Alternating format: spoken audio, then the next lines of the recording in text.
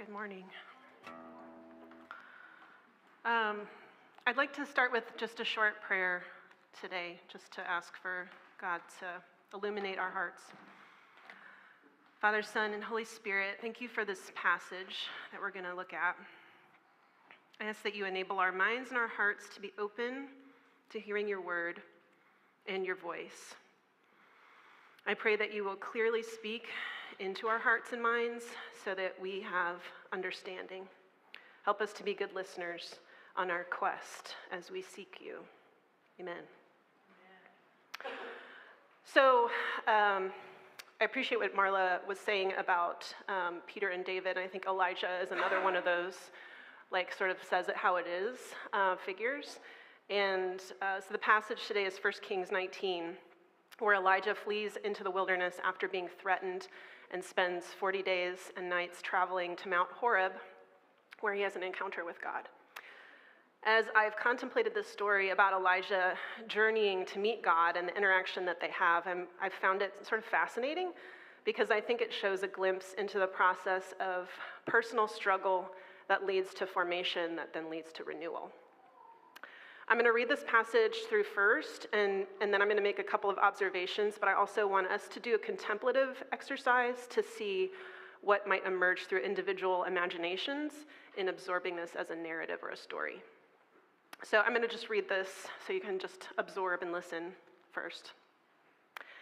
Now Ahab told Jezebel, his wife, everything Elijah did and how he put to death the prophets with the sword. Then Jezebel sent to Elijah, saying, "If you are Elijah, and I this Jezebel, may God do so to me, and more also, if at this hour tomorrow I do not make your life like the life of one of them." Elijah was fearful, and he arose and ran for his life. He came to Beersheba of Judah, where he left his servant. But Elijah himself went a day's journey into the wilderness, and came and sat under a juniper tree. He prayed concerning his life, that he might die, and said, "I pray it be enough, O Lord. Now take my life, for I am no better than my father's." Then he lay down and slept under a tree. Unexpectedly, someone touched him and said to him, "Arise and eat." Then Elijah looked, and there by his head was a cake made of wheat and a jar of water. So he ate and drank and lay down again. Again, the angel of the Lord came back a second time, touched him, and said, "Arise and eat, because the journey is a great many days for you." So he arose, ate and drank, and he went with the strength of that food 40 days and 40 nights as far as Mount Horeb. There he went into a cave and rested. Behold, the word of the Lord came to him and said to him, "Elijah, what are you doing here?" And Elijah said, "I've been very zealous for the Lord Almighty, since the children of Israel have forsaken you. They tore down your altars and killed your prophets with the sword. I alone am left, and they seek to take my life." Then he replied, "Go out tomorrow and stand on the mountain before the Lord, and behold, the Lord will pass by. And before the Lord, a great and powerful wind will be rending the mountains and shattering the rocks, but the Lord will not be in the wind. After the wind, an earthquake, but the Lord will not be in the earthquake. After the earthquake, there will be a fire, but the Lord will not be in the fire. After the fire, there will be a sound of a gentle breeze, and the Lord will be there." So when Elijah heard this, he wrapped his face in his mantle and went out and stood in the entrance of the cave. Suddenly a voice came to him and said, "Elijah, what are you doing here?" He replied, "I've been very zealous for the Lord Almighty, since the children of Israel have forsaken your covenant, torn down your altars, and killed your prophets with the sword. I alone am left, and they seek to take my life." Then the Lord said to him, "Go and return on your way to the desert of Damascus. When you arrive, anoint Hazael as king over Syria. You shall also anoint Jehu, the son of Nimshi, as king over Israel, and you shall anoint Elisha, the son of Shaphat of Abel-Meholah, as prophet in your place." This is the word of the Lord. Okay, so just for some context, Elijah had just been the representative in a powerful demonstration of the hand of God, showing the prophets of Baal that they were worshiping a false god. Elijah made an altar to God, and after having water poured on the altar and the offering multiple times, the fire of God fell on the altar and consumed even the water.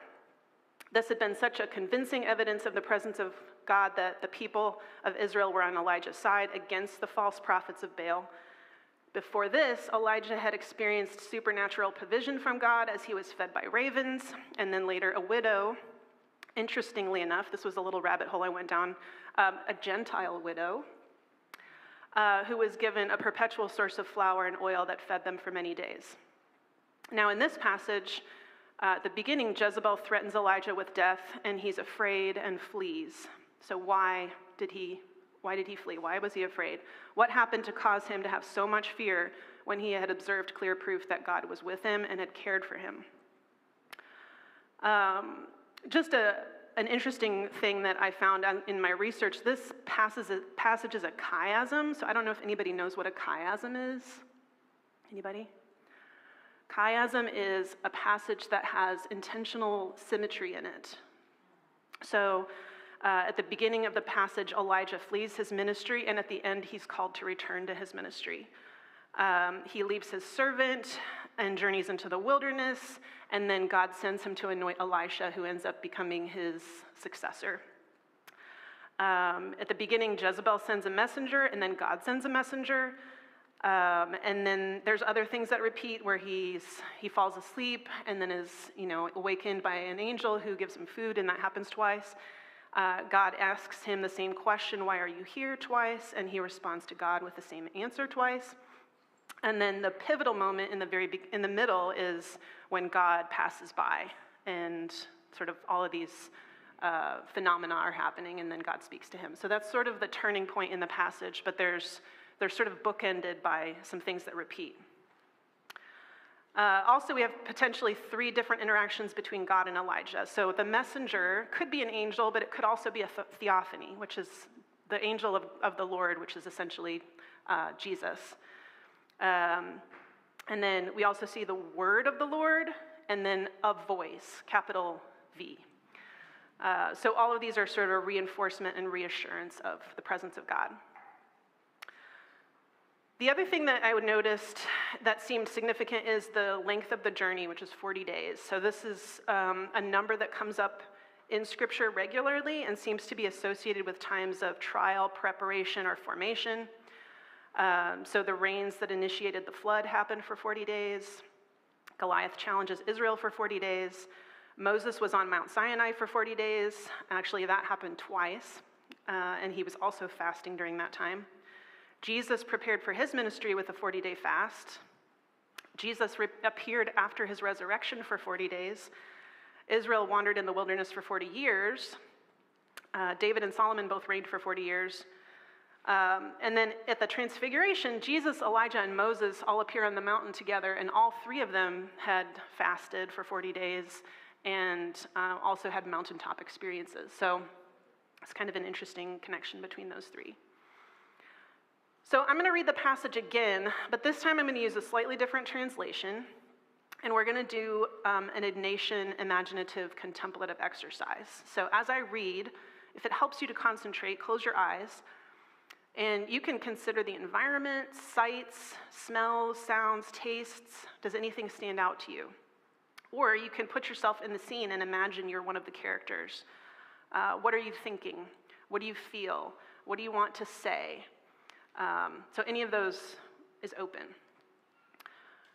Ahab told Jezebel all that Elijah had done and how he had killed all the prophets with the sword. Oh, and I also have it up here, so if you're not a close your eyes person, you can read along. Then Jezebel sent a messenger to Elijah saying, "So may the gods do to me, and more also, if I do not make your life like the life of one of them by this time tomorrow." Then he was afraid. He got up and fled for his life and came to Beersheba, which belongs to Judah. He left his servant there. But he himself went a day's journey into the wilderness and came and sat down under a solitary broom tree. He asked that he might die. "It is enough now, O Lord, take away my life, for I am no better than my ancestors." Then he lay down under the broom tree and fell asleep. Suddenly an angel touched him and said to him, "Get up and eat." He looked, and there at his head was a cake baked on hot stones and a jar of water. He ate and drank and lay down again. The angel of the Lord came a second time, touched him, and said, "Get up and eat, otherwise the journey will be too much for you." He got up and ate and drank. Then he went in the strength of that food 40 days and 40 nights to Horeb, the mount of God. At that place he came to a cave and spent the night there. Then the word of the Lord came to him, saying, "What are you doing here, Elijah?" He answered, "I have been very zealous for the Lord, the God of hosts, for the Israelites have forsaken your covenant, thrown down your altars, and killed your prophets with the sword. I alone am left, and they are seeking my life to take it away." He said, "Go out and stand on the mountain before the Lord, for the Lord is about to pass by." Now there was a great wind, so strong that it was splitting mountains and breaking rocks in pieces before the Lord. But the Lord was not in the wind. And after the wind, an earthquake. But the Lord was not in the earthquake. And after the earthquake, a fire. But the Lord was not in the fire. And after the fire, a sound of sheer silence. When Elijah heard it, he wrapped his face in his mantle and went out and stood at the entrance of the cave. Then there came a voice to him that said, "What are you doing here, Elijah?" He answered, "I have been very zealous for the Lord, the God of hosts, for the Israelites have forsaken your covenant, thrown down your altars, and killed your prophets with the sword. I alone am left, and they are seeking my life to take it away." Then the Lord said to him, "Go, return on your way to the wilderness of Damascus. When you arrive, you shall anoint Hazael as king over Aram, and you shall anoint Jehu, son of Nimshi, as king over Israel, and you shall anoint Elisha, son of Shaphat of Abel-Meholah, as prophet in your place." All right, so did anything strike you differently this time? I don't know how many of you are familiar with this passage, but is there anything that sort of struck you? Aram versus Syria, a broom tree versus the juniper tree. I mean, it was just different language. Translational stuff. But that was important to change the translation. Thinking of that as possibly Jesus, it makes a lot of sense to me, especially because he gave him bread. Yeah. Yeah, I hadn't really thought about that either, as it being a theophany, and I thought that was a really cool idea. Because then it's also like, I think in addition to all of the phenomena that's happening, it's a physical interaction with God versus just like, it's all in your head, That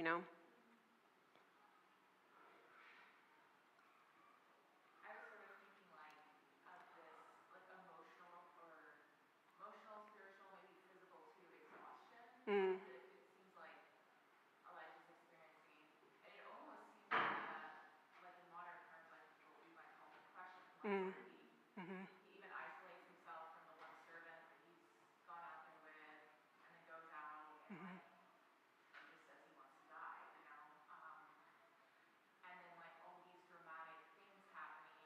I don't know. I almost feel like this like I don't know what that would have looked like actually, like real life, but it almost feels like maybe a symbol or something of like the mental like anguish and just torment that he's experiencing, and then that he's given this gift kind of this not dramatic but like very real interaction with God that gives him the strength to move forward, like he's given like these very practical steps to move forward with, which I feel like with depression, I think there's a parallel to that too, where sometimes like the practical moving forward, like someone giving you, okay, like here's some like steps just to get on your feet and move forward. Anyway, that's what I feel like was kind of going through my mind as we were reading it. Yeah, I think, depression is one kind of way I think we could describe it, or burnout, or I think acedia, which is sort of like this apathy of like, I don't even care anymore, like what happens. So yeah, I think there's definitely that component there of just emotional fatigue. I think the thing that stood out to me when I read it that made me curious about the passage initially and kind of want to talk about it was the fact that Elijah basically gives God the same answer both times, and then God just sends him on his way the second time. So I was like, what has changed here? Like, is there a tonal shift that we are just not picking up on because we're reading it and not actually experiencing like his like demeanor as he's saying this to God? Because it seems like something has changed, even though the text doesn't seem to have changed that much. Any other thoughts?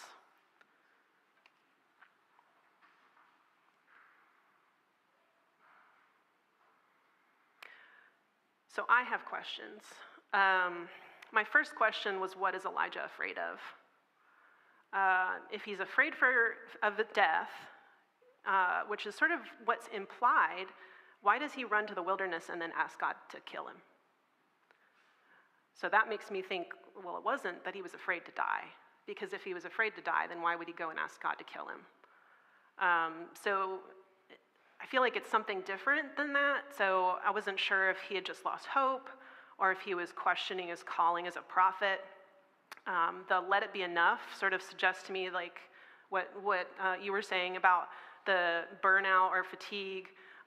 Maybe he feels a sense of futility in continuing to deal with Israel because they were so unfaithful to the covenant, and he was just kind of like, I can't, like, I'm not making any progress here, like, I just feel like, what's the point? It's possible, too, like, anger or frustration is a component here. I mean, I was thinking about Jonah, and Jonah actually also says, now, God, please take my life from me, for it's better for me to die than to live. And so I think he also was dealing with, like, similar kinds of emotional struggles. But anyway, that was one of my questions. Like, what is Elijah afraid of? Does anyone else have any, like, thoughts about, like, what else he might be, why he might have run? I mean, you might be okay with extinguishing your life, quietly taking a nap somewhere, but having Jezebel's dudes Yeah, like torture you? Yeah, right? yeah. I thought about that. The way you die.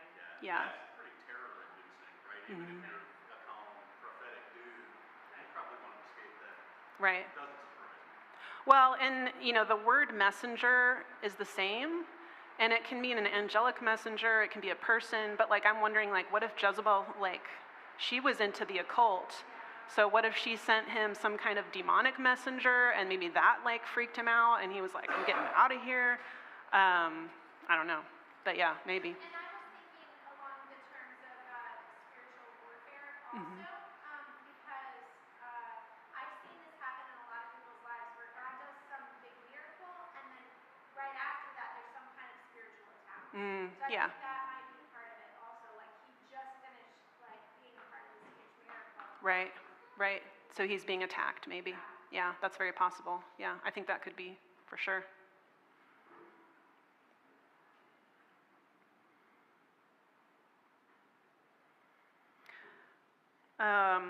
Second question that I had, does Elijah obey God's command to go out on the mountain? Now, this is kind of hard to decipher from the text, but it seems from the reading like God commands Elijah to go out on the mountain, and then all of these natural disasters start happening, which, by the way, like, how crazy. There's this wind that's like splitting the mountains, then there's an earthquake, and then there's a fire. I mean, it's like apocalyptic level stuff is happening. But it seems like he only comes to the entrance of the cave when the still small voice happens. Otherwise, it wouldn't really make sense in the passage if he was out and then all that happened and then he comes out of the cave. So I was trying to kind of figure that out, and it seems like he didn't come out until then. So I wasn't sure if he was waiting until he heard God or if he was scared and ran back into the cave for shelter until the danger had passed, which sort of feels like he's repeating what he did with Jezebel, where he's confronted with danger and he runs. But he couldn't really run far. He was just like ran to the cave. So I don't know.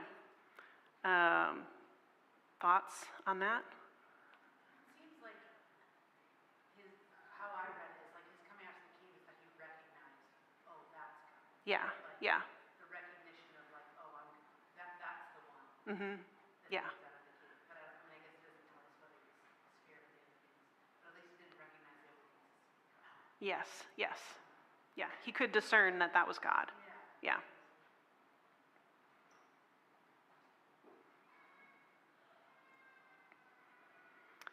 The third question I had was, how does Elijah answer God's question, why are you here? This is a question that should cause some reflection on Elijah's part. What is he looking for? Should he be somewhere else? I feel like in my own experiences with talking to God, I feel like he's really good at asking questions that nudge me or jolt me into realizations and epiphanies, and so I kind of feel like this is a very God question. Like, Like, why are you here? Like, what's going on? What are you doing? So Elijah's answers, I'm zealous for you. Israel has forsaken you, or your covenant. I'm the only prophet left. They're trying to kill me. Some of what he says here isn't really accurate. He probably isn't the only prophet.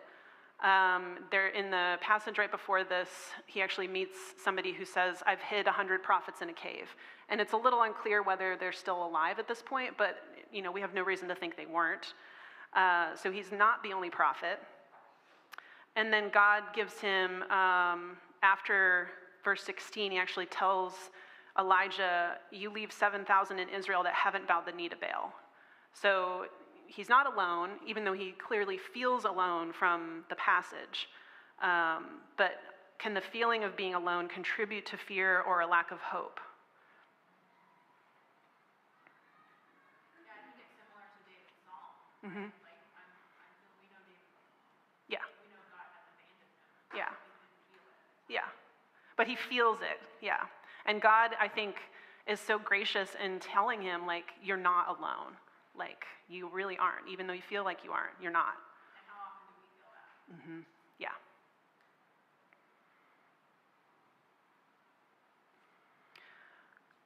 Is there a difference between his first response and the second? Has anything changed?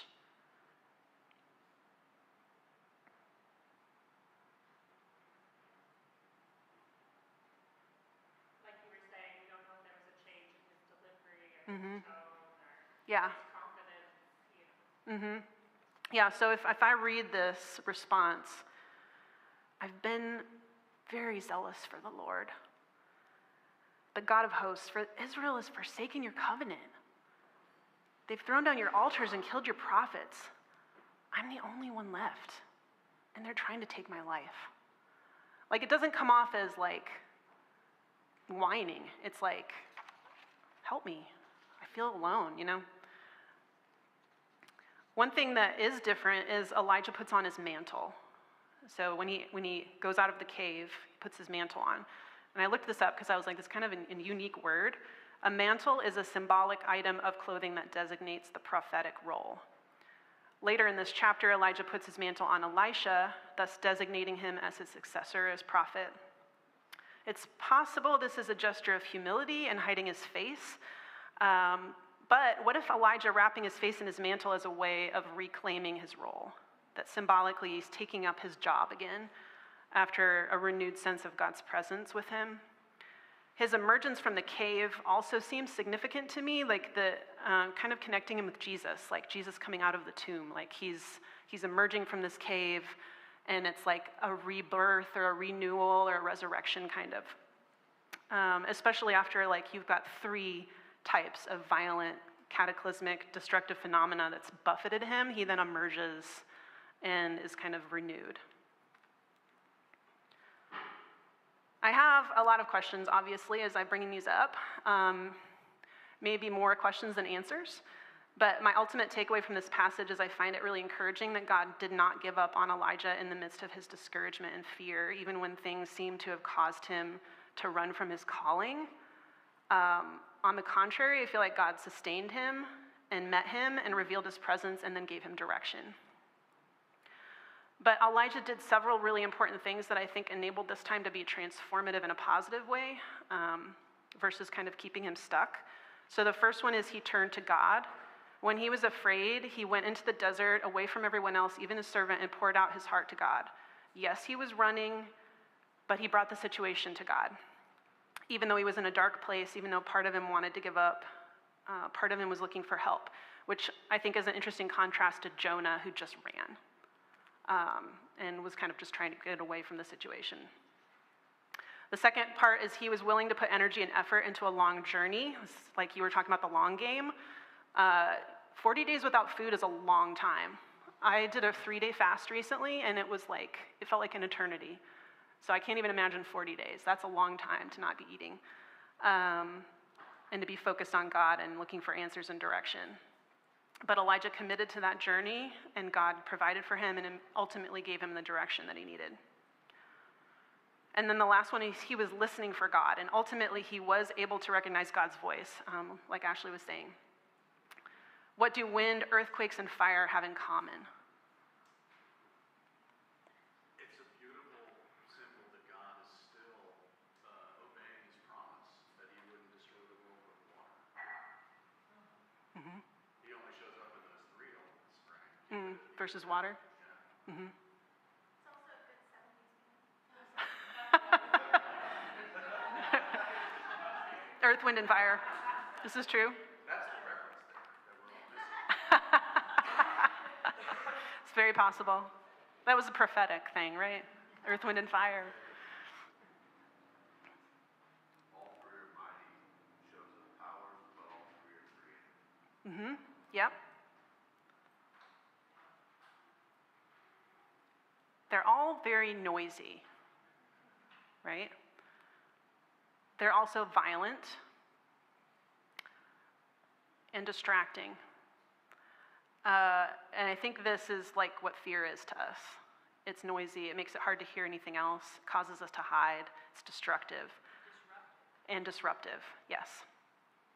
So God's voice, by contrast, is associated with stillness, with quiet, and even with smallness, which I think is really interesting. Like the word that's used in the Old Testament, the Hebrew word actually kind of means thin.